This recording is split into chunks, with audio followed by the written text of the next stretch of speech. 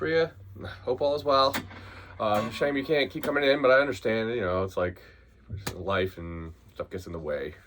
So I was thinking about what I could show you on stuff to work on. There's a bunch of little things.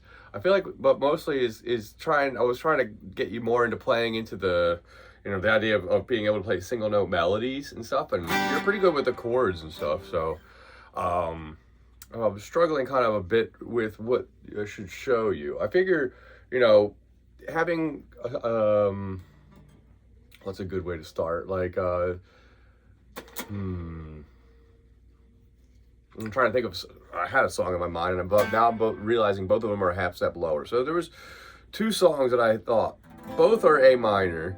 One is Simple Man by Leonard Skinner, and we know we did that a while ago, but the idea was to try and start just messing with the scale pattern, you know, the A minor scale pattern from 5.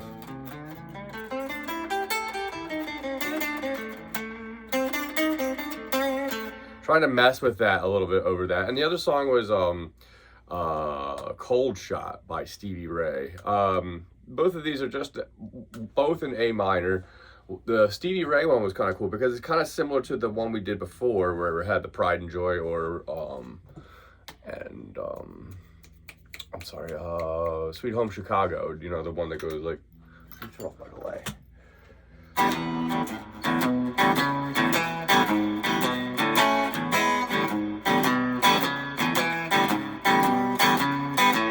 You know, that one.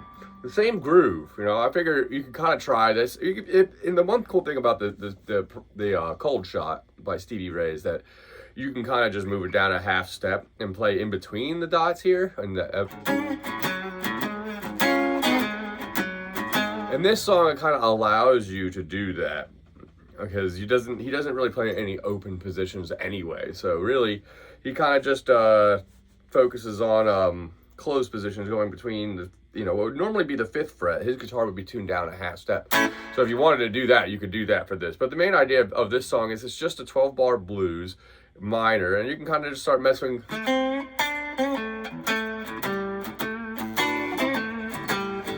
I might do this on a loop real quick. So, just so I get, you know.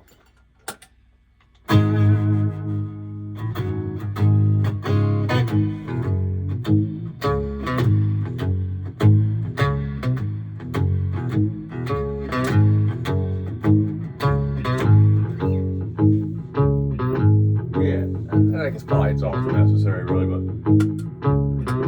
prediction there's a drummer in there, and the idea would be to so basically take your minor scale, move it to the 4th fret to the 7th.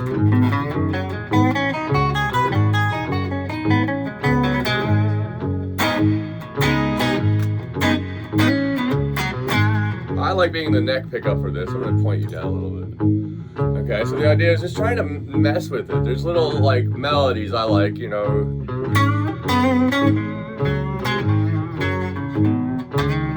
You know, like inside of that was just going from the D string to the G string, from was it 6? Yes. To 4 on the G string. To 6 on the G string. I'm also going back in between.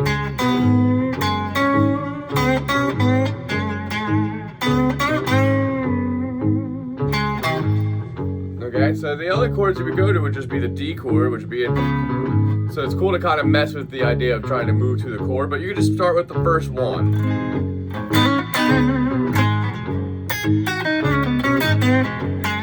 Yeah, so Simple Man was the other one I was thinking. Simple Man was the one that goes,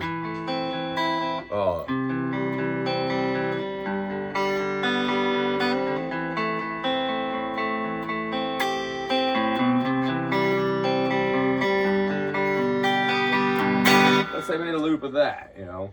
You could just put the songs on. Same thing, it would be at a half step lower like I was just playing the other one, but I'll play this one in standard tuning just because of the, just because it's a little easier, so, yeah.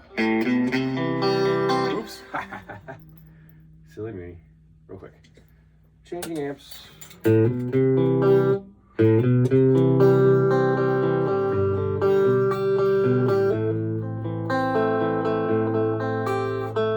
Yeah, so like you just had the song going. We'll play this in the regular minor.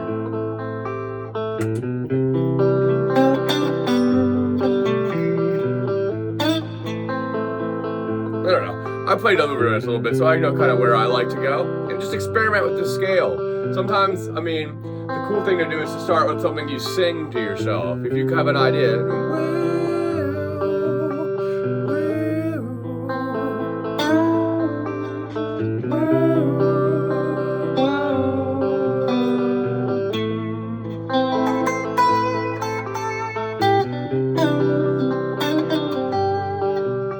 I don't know, I just mess with the scale. That's how I started doing it. And then any song, you can kind of do that pretty much. You know, some ones that are like a little easier, though, I would choose the ones not super fast. You know, the blues is good for it. Blues is cool because once you kind of have you get a bluesy phrasing and get the hang of it, it kind of transfers onto all music. So if you're good at doing the blues, you're good at doing anything really in terms of phrasing. But that all comes through practice of doing it over and over and over and over again, and kind of like choosing what you like, what you don't like, and what you kind of want to avoid. So yeah, and like again, so I was gonna talk about a little bit bending of strings in that realm too, because a lot of times if you want to try and get a little more expressive, sometimes the best way is to like bend a string or just add a slide. Playing unbent notes a lot of times can sound pretty rigid. Now there's ways around that, but for me personally, I like to bend, add a little bit more of a vocal quality. Kind of adds what I consider a more vocal quality to the sound, instead of going, you go,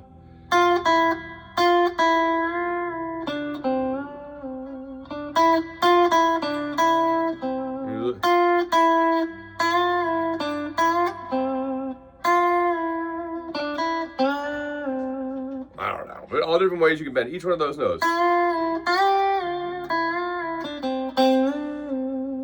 Where you are in the scale, you can bend any single note. There isn't any note that you would avoid. I think the most common though is if you come in, let's say we're playing in a C major or even A minor, either way, anywhere on this scale pattern, the most common ones tend to be the high E string at the 8, or which would be the high octave. So if you're, no matter what fret you're in, that would be the same note relative to the scale. So it's, and it goes, usually people go up again a whole step and bend up there.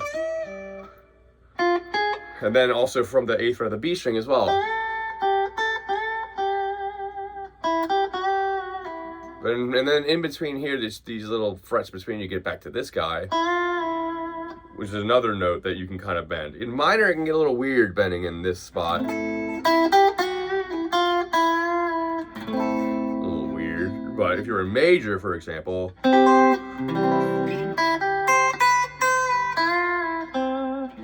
works a lot better, with the C in the root kind of thing. So it just always experimenting with bending whenever possible, or sliding, because you can get pretty spicy with the slide. I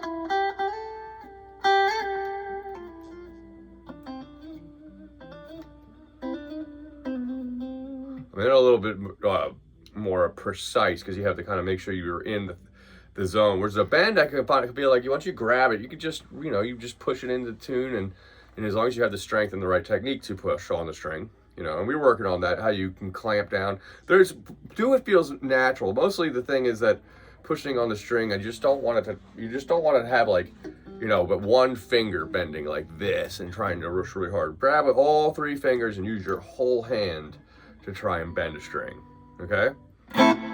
So that was like some tips I would have on just experimenting with, playing single note melodies and stuff like that, because they transfer into riffs, which are lower on the guitar, like I don't know a good example of a song, but a riff kind of being something like, I don't know.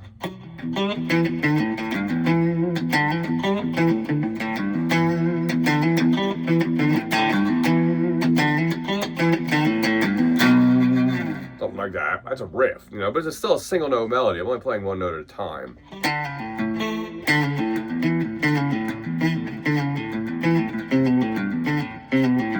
That's something I kind of come up with. Doesn't matter what it is. Single note melodies are really, really fun. And so I try to get into them a lot Obviously playing chords are great too, and we've talked about a lot of chord shapes. So I also did want to kind of get into that. I might do that in the next video. I was going to make a couple because I had gotten behind a little bit. So some of those I'm going to cover. I guess maybe just go right into it, really. I mean, I always talk about the thumb version of the bar chord.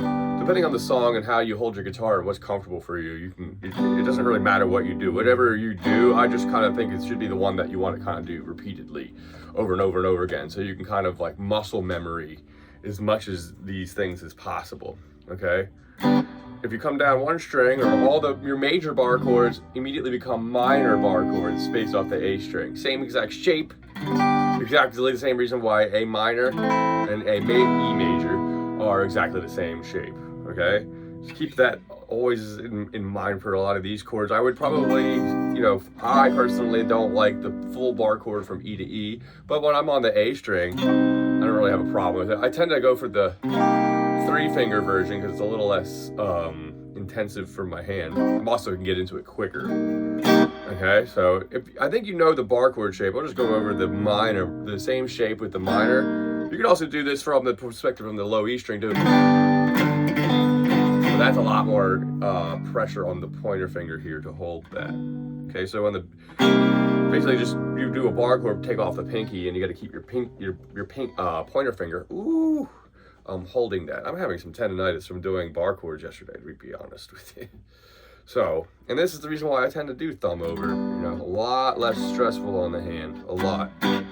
But it's all preference. So, and I've said that many times. So, just kind of make that seem as obvious as it doesn't matter so much, as long as it sounds good. So, a couple other tips I was going to do. Maybe you can go into a song for the next video is my big thing. Oh yeah, you can build, this is the other thing. So this is part of the reason with the chord shapes, especially with ones where you're doing a bar like this. I don't know if we did this one. I know you're probably your D7 shape. So let's say we did that on other string. Okay, in this position, on the high E and B and G strings, it's not really in root position. That's why we add that D string to it. Okay, but in other places, it sounds like the same chord. It is in root position when you hold it in the same shape. But so the the middle finger will be the root holder on all these types of 7 chords. But you can do this with any chord. So any kind of chord, you can kind of take the shape of it, and then if you shift up a whole step from where that position is, that could be your other side of the box of the scale. So let's say I take this one. Pointer finger on the 4th fret. And 4th fret of the D string, middle finger on the A string at 5, ring finger at the G string at 5, and I have kind of an option. I like to bar this for this D7 add 9 is technically what it's called. You can kind of skip it over the B string, go to here, but either way, the thing is that down this,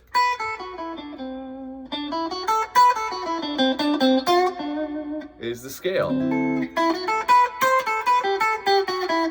But now the root is going to be focused on the G string at 7 and then the A string at 5. And there's a hidden D scale in there. Now, depending on where you are, if the root of the chord would have, or the song would probably, well, it could be either here on the E string at 5 or the A string at 5. And you got a whole nother scale built from inside that.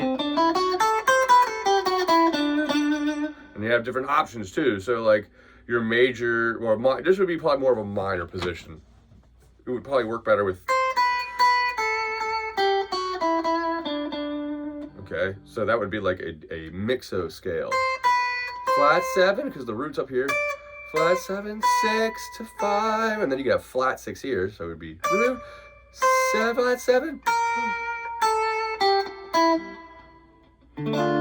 Because remember, this is where the minor scale happens. But you could change any one of these into a major or minor scale just by moving one of the notes. There's like the minor scale I normally play. So we did A minor, based off this. If you did the bar chord, I'm going to do it this way. Okay, just like this one, you could basically turn it into a major by just moving a couple notes. the third, which would be the C inside the A scale. So the third here, over here. This one would be here. And then every F is also a half step higher. So it'd be an F sharp in all those positions. So for example, F on the A string at 7 would now become here. And then F on the B string, would go from here to 7. So you got this nice ability to, I honestly move, instead of going all the way up to 9, I move it back here. So that,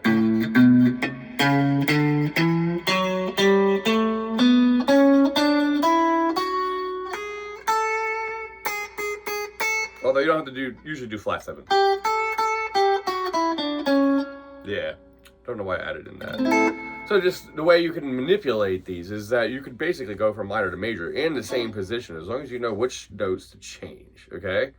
So in A, it's usually the easiest because if you know what the difference between your A minor bar chord and A major bar chord is, it's just that, usually that half step between here and here. And that's literally the difference in the scale too. So that note would just be the only one that changes. And otherwise it would still just be an A minor position scale. All right, so in that position, I guess I would say I would start with the 5.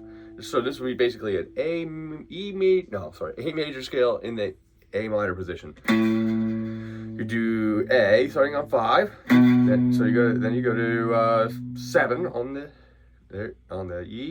Then you come down to the 4 on the A string, 5 on the A, to 7 on the A, then 4 on the D, 5 on the D. Then get into the root here at 7 on the D. Okay, the difference, that's usually a scale you're going to more or less use here, is having the flat 7, which is this G note. If you raised it a half step, we could get this full thing. So going back, 5 of the low E, 7 of the low E, 4 of the A, 5 of the A, 7 of the A, 4 of the D, and then so the real major would skip this note going to this note here, G sharp, A, okay? So you can get those all inside the A minor box. That's where I usually start all of mine. I don't necessarily play over the open A scale positions like we learned. Like let's say we were just really playing an A, but that, you remember I told you the A minor is spawned from C major. This position for C, I don't really play too much. I kind of find it's harder to be. Depends on the song though. It's just, I prefer to move it into the minor position and then just alter a couple notes. Tends to make the flow the way I want it to sound work better there. So, but it doesn't really matter. Whatever works for you should be, you know, the spot you want to try and sit in. Okay? Yeah, let me come in. I'll get to the song in the next video. All right.